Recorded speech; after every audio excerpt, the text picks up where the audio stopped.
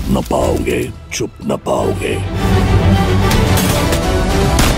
তাহলে 28 বছর পর কামাল হাসানের হিন্দুস্তানি 2 এই মুভি আসতে যাচ্ছে এবার, এবং আজকে হিন্দুস্তানি 2 এর ট্রেলার পেল রিলিজ। এখন এই ট্রেলারটা কতটা কাঁপালো, সেই মুভির ক্রেজ কি এখনো ঠিকঠাক আছে, ট্রেলার কি আসলে সেই বার্তা দিচ্ছে, সেটাই রাইট নাও শেয়ার করব। শুরুতেই বলি 2 মিনিট 38 সেকেন্ডের এই ট্রেলারে বেশ খানিকটা পোর্শন প্রথম দিকেই এমন একটা ভাইবে দেখায় যে খুব করাপশন চলছে, দুর্নীতি চলছে, এমন একটা ফিল দেয়, স্টোরি ওইভাবে এগোতে থাকে। সো অনেস্টলি বলতে গেলে এই শুরুর দিকের পোর্শনটা খুব বেশি আহামরি লাগেনি। হ্যাঁ, টেকনিক্যালি খুব রিচ ছিল, খুব গ্র্যান্ড স্কেলে সবকিছু বানানো হয়েছে, এটা বোঝাই যাচ্ছিল শুরু থেকেই, কারণ বাজেট যেহেতু 250 কোটি রুপি, সো এমনটা তো হবেই। বাট স্টোরিতে মনে হচ্ছিল যেহেতু দুর্নীতি নিয়ে সাউথে বা বলিউডে অনেক মুভি করা হয়েছে, সো ওরকম নতুন কিছু মনে হয়নি।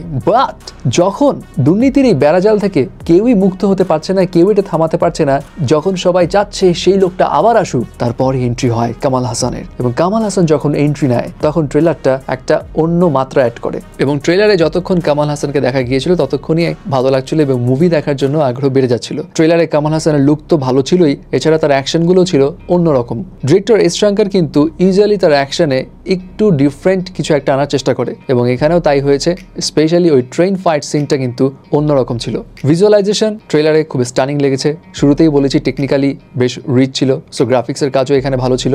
বাট তারপরেও ট্রেলার দেখে কারো মতামত প্রথম এই যে ইন্ডিয়ান মুভিটা যেটা ছিল সেটাই বেস্ট ছিল, এটা কেমন চিনি লাগছে। অ্যাট দ্য সেম টাইম কেউ আবার সুপার এক্সাইটেড যে ইন্ডিয়ান 2টাও হয়তো সেই লেভেলের কাঁপাবে, মানে কিছুটা মিক্সড রিয়াকশন আছে। এখন এই সব কিছুর মাঝে খেলা ঘুরিয়ে দিতে পারে গল্পটা।